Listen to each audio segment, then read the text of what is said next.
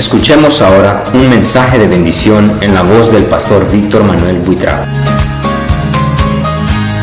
Para lo que les voy a compartir hoy, partí como de una pregunta un poquito medio existencial. ¿Quiénes somos y por qué estamos aquí? Es muy importante saber quiénes somos y saber la razón, el por qué estamos aquí. En la carta a Tito, el apóstol Pablo comienza diciendo: Pablo, siervo de Dios. Esto nos muestra que el apóstol sí sabía quién era. Él sí sabía quién era. Él era apóstol de Dios y de Jesucristo conforme a la fe de los escogidos.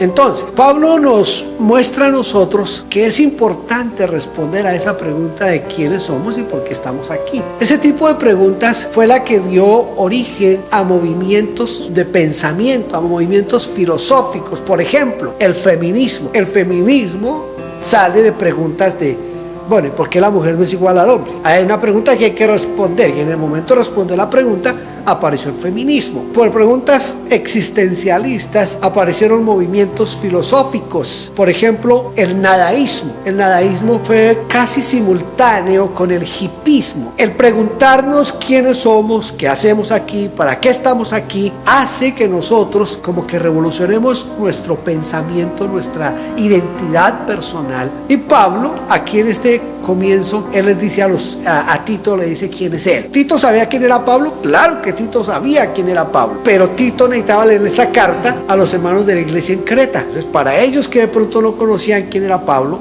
Pablo les dice que él es el apóstol de Jesucristo. Él tiene claro quién es y tiene claro a qué ha venido. ¿A qué ha venido? Eso es lo que contesta entre el versículo 2 y 3. Y eso es lo que vamos a tratar nosotros de mirar. Vamos a ver cómo Pablo plantea este asunto de definir quién es y para qué está aquí en la tierra, y cómo eso también nos puede cobijar a nosotros. Esa manera de pensar, esa manera de preguntarse y de responderse. Entonces, en primer lugar, Pablo dice: conforme a la fe de los escogidos de Dios. En primera instancia, nosotros estamos aquí por la fe en Cristo Jesús. Estamos aquí para desarrollar la fe de Cristo Jesús. Quiere decir que usted y yo tenemos una responsabilidad doble.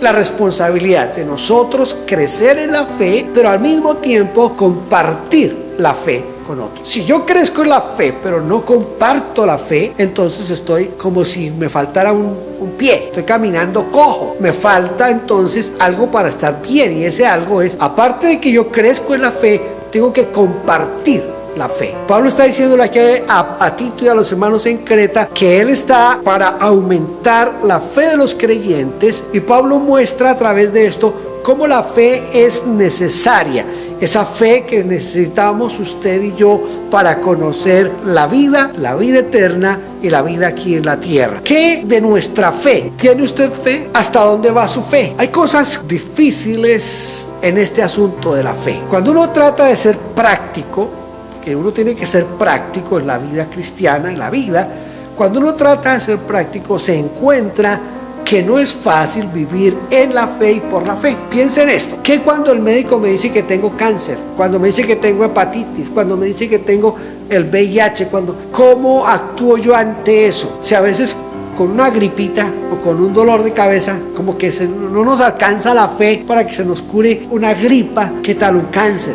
¿Qué tal una cosa más terrible? Entonces, esto de la fe no es fácil. O sea, no es nomás decir, sí, hermano, por la fe, créale al Señor, porque es cómo lo vivo yo, cómo lo siento yo, cómo lo vive usted, cómo lo siente usted, cómo siente la fe usted. ¿Usted es capaz de soportar eso? ¿Usted es capaz de creerle a Dios en eso? Entonces, ahí está el reto para nosotros. Entonces, la pregunta existencial de hoy sería: ¿tengo fe? ¿Tengo fe? ¿Mantengo la fe en medio de las dificultades? Porque es la única forma de saber si tenemos o no tenemos fe, si nos mantenemos en medio de las dificultades. Y sigue diciendo Pablo, dice, y el conocimiento de la verdad. Aquí es bien difícil. ¿Qué es la verdad?, le preguntó Pilatos a Jesús. ¿Y qué es la verdad? El texto nos da como a entender que Pilato no estaba esperando la respuesta. Sencillamente Pilato hizo una pregunta, de esas preguntas que se llaman retóricas. ¿Y qué es la verdad? Y parece que Pilato se fue. Esa es una de las impresiones que da el texto. Pero otra impresión que da el texto es que Jesús pudo haberle contestado, pero no le quiso contestar. Jesús se quedó callado. ¿Qué le hubiera hecho Jesús a Pilato si Jesús le contesta ¿qué es la verdad? Jesús le hubiera dicho, yo soy la verdad, yo soy la verdad. Entonces cuando Pablo nos habla aquí de la verdad, nos está hablando de conocer a Cristo, de conocerlo. Hermana, las que son casadas, ¿conoce usted a su esposo? Hermano, ustedes los que son casados, ¿conocen ustedes a su esposa? Papás, ¿conocen a sus hijos? Cuando hablamos de conocer, cuando la esposa dice, no, yo conozco a mi esposo, o yo conozco a mi marido, ¿a qué se está refiriendo él? Cuando el hombre dice, no, es que yo sí conozco a mi esposa, ¿a qué se está refiriendo? A que yo puedo meter las manos al fuego por él y sé, o por ella, y sé que no dijo o no hizo lo que usted está diciendo que pasó. Cuando se habla de conocer la verdad, se habla de conocer a Cristo. ¿Conocemos a Cristo? ¿Estaríamos dispuestos nosotros a dar la vida por el Señor Jesucristo? Ahora, hoy es más difícil, yo creo, sin el ánimo de ofender al apóstol Pablo, pero yo creo que hoy es más difícil definir la verdad que en el tiempo del apóstol Pablo. ¿Por qué razón? Porque hoy cada uno tiene su verdad, cada quien tiene su verdad. Usted entre al YouTube y encuentre, ahí ya casi todas las iglesias que yo conozco ya tienen canal en YouTube. Ahora en el Facebook, los domingos a veces antes de venirme, conecto el Facebook y todas las iglesias están transmitiendo en directo su culto. Y usted va a encontrar que cada pastor, cada iglesia tiene su verdad. Y él tiene su verdad y la casa de al lado, la iglesia de al lado, no tiene la verdad. No la tiene. La tiene el de acá, pero el de allá no. Se encuentra uno interpretaciones que desde mi punto de vista están chuecas, pero encuentra uno que esas personas que tienen esas interpretaciones las siguen miles, millones de personas. Usted escucha hoy a los nuevos apóstoles decir, eso de que Cristo viene por segunda vez, eso era un cuento. Eso no es verdad. Eso se lo inventaron, que el reino es ahora, que el rey los tienen ahí embaucados con eso de que Cristo viene. Eso era para meterle miedo a la gente, para que se arrepintiera, para que llegara a la iglesia. Eso es lo que dicen los nuevos apóstoles. Pero cuando yo leo pasajes como el que acabamos de leer y encuentro que Tito me habla, mire, capítulo 2, versículo 13, dice, aguardando la esperanza bienaventurada. ¿Qué es la esperanza bienaventurada? Que Cristo viene. Entonces, como ese otro sinvergüenza dice que no, que Cristo no viene. Entonces, cada quien tiene su verdad. Usted escucha a los bautistas y a los presbiterianos y a los anglicanos y a otros diciendo que las lenguas son del diablo, que el Señor nos sana hoy, que no hay que poner las manos sobre el enfermo. Pero escucha al otro que dice que hay que hablar lenguas, que hay que poner las manos sobre el enfermo para que se sane.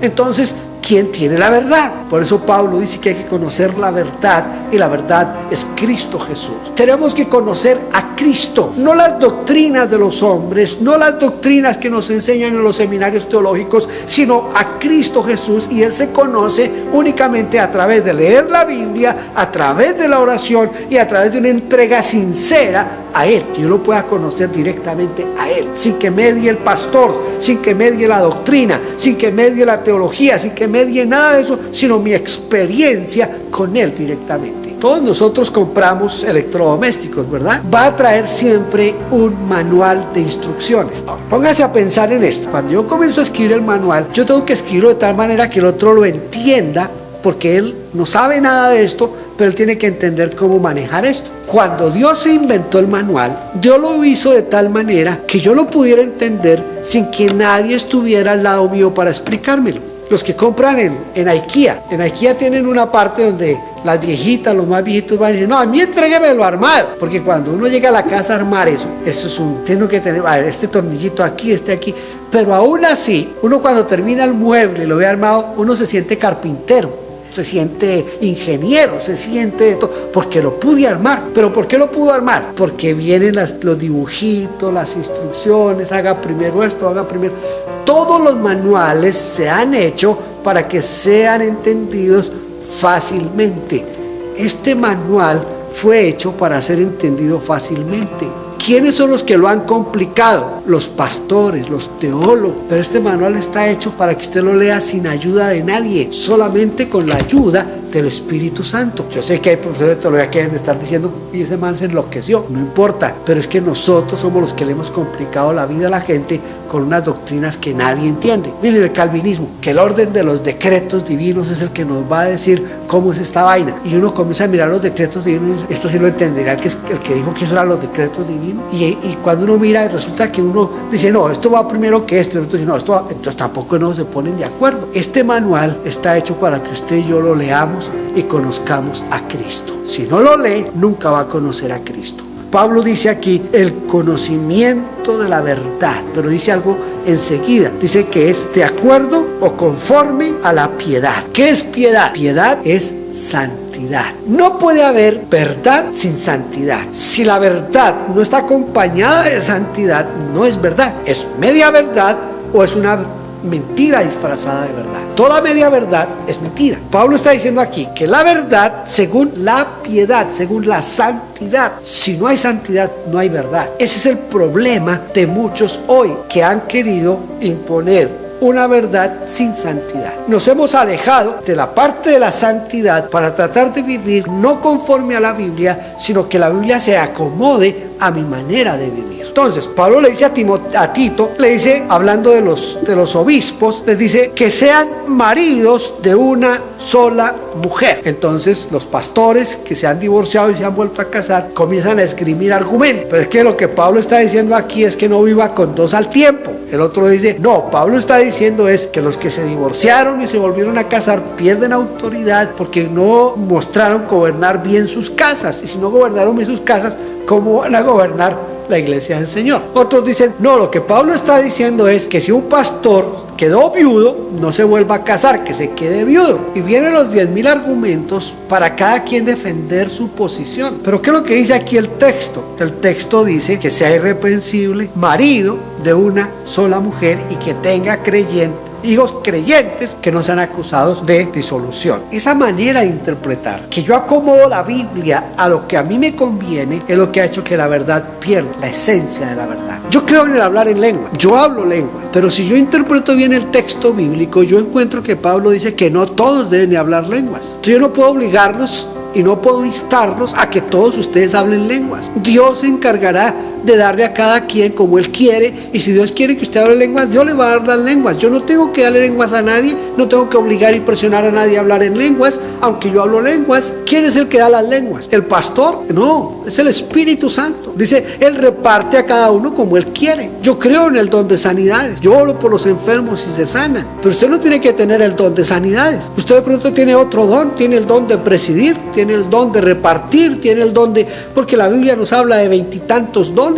Entonces yo no puedo presionarlo y obligarlo a que usted tenga este o aquel. Tengo que respetar lo que dice la Biblia. La Biblia dice que quien reparte y quien da es el Espíritu Santo. Y si el Espíritu Santo no le quiere dar a usted el hablar en lenguas, yo no puedo decir que usted no es espiritual porque usted no habla lenguas. Pero si yo trato de forzarlo y obligarlo a usted a que hable lenguas, porque yo hablo lenguas y estoy con una doctrina que cree que son las lenguas, estoy haciendo mal, estoy acomodando la verdad a mi experiencia y no mi experiencia a la verdad. Eso es lo que ha dañado el Evangelio. Se ha hecho que el Evangelio se ha tergiversado porque se ha metido el interés humano, y en algunas ocasiones ese interés humano va por dinero. Sigue Pablo diciendo aquí que la piedad tiene que ser parte de la verdad, y entra diciendo lo siguiente: en la esperanza de la vida eterna. Cuando habla aquí de la esperanza de la vida eterna, Pablo nos está presentando el para qué estamos aquí. El para qué. Ese para qué estamos aquí tiene que ver con que el hombre es trascendente. Todo hombre es trascendente. Hay dos lugares después de la muerte: el cielo y el infierno. Eso es lo que quiere decir trascendencia. Trascendencia es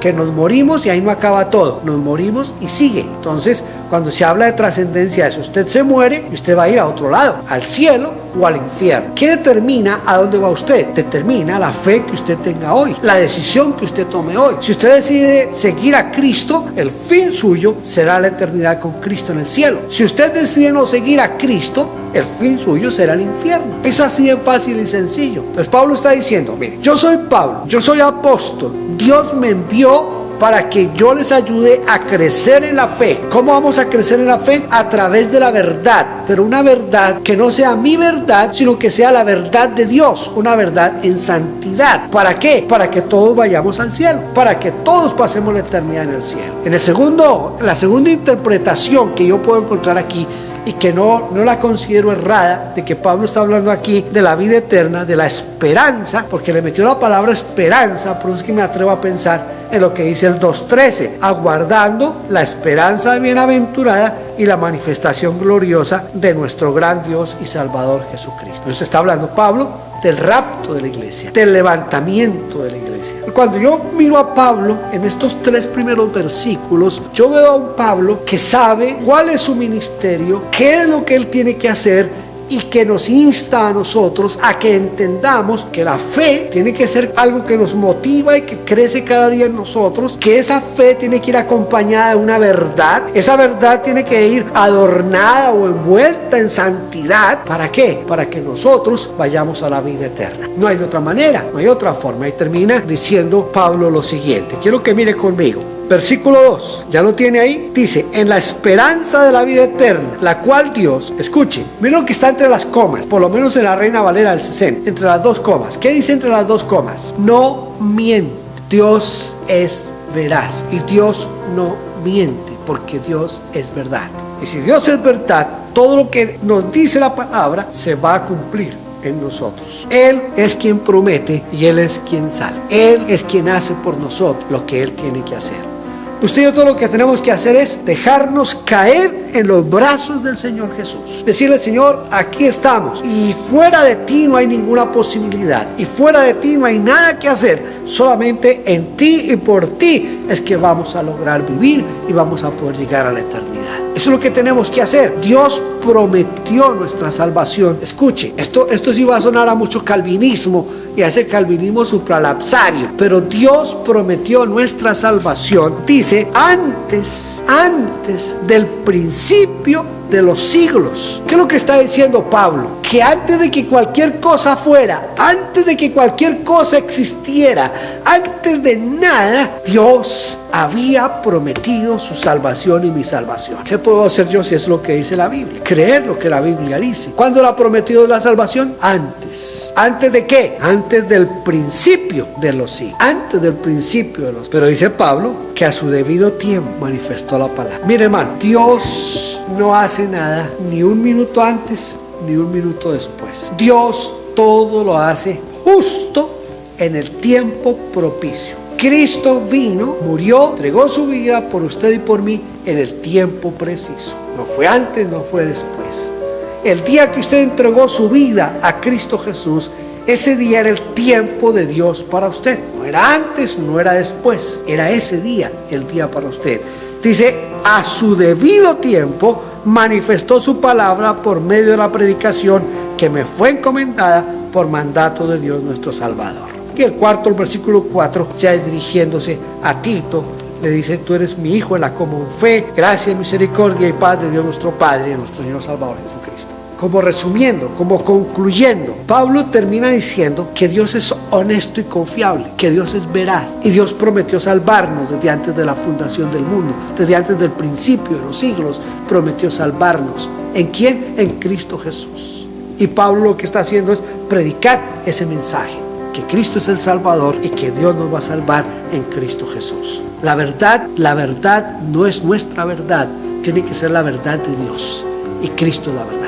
Hay momentos difíciles en nuestra vida donde nuestra fe tambalea, sí los hay, pero hermanos, tengamos siempre presentes que estamos en las manos de Dios. Estamos en las manos de Dios. Yo a veces quisiera que pasaran cosas en mi vida ya, que fuera en este instante, en este momento, pero cuando yo leo este tipo de pasajes, yo digo, Señor, que sea en tu tiempo, porque en tu tiempo es el mejor, es el tiempo perfecto. ¿Se acuerda cuando les hablé de José? José está en la cárcel. Bueno, primero hay que pensar en José cuando lo están negociando. Yo imagino a los hermanos de José diciéndole a los hombres aquellos, deme tanto. Y el otro, no, eso no se alcanza, eso le doy tanto. No, es que mire que el muchacho está joven, mire que está lleno de vida, ese vale más. ¿Usted imagina a los hermanos de uno negociándolo, vendiéndolo? Eso debe doler, hermano. Aparte que parece que lo vendieron barato, de piezas de plata que era un por. Después llega ya a la casa de Potifar, inocentemente va a la cárcel. ¿Usted qué cree que se preguntaba José en la cárcel? Yo me lo imagino como ciertas personas por ahí. Si ve, Dios no está conmigo.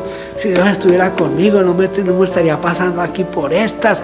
Espere el tiempo de Dios. Espere el tiempo de Dios. José no se puso a pelear con Dios por eso. Yo imagino a Sadrach, Mesach y Abednego cuando iban camino al horno ardiente. Si nos hubiéramos arrodillado ante la imagen esa, no estaríamos pasando por esta. Ahora, ¿quién sabe qué nos va a pasar? ¿Usted se imagina morir uno chamuscado allá en ese horno? Una cosa difícil, tremenda. Pero ellos fueron al horno pensando en que Dios estaba con ellos. Hermanos, en el tiempo de Dios, en el momento de Dios, y vamos a estar felices todo el tiempo. ¿Está enfermo y no se sana? tranquilo hermano, tranquilo. Entonces yo estoy enfermo, en lugar de pelear con Dios, debo decirle, Señor, si con esto me vas a llevar a tu presencia, ahí estamos, no hay problema. Que me van a echar del trabajo, Señor, no he visto justo desamparado ni su descendencia que mendigue el pan. Amén. Pónganse de pie, hermano. Vamos a darle gracias al Señor.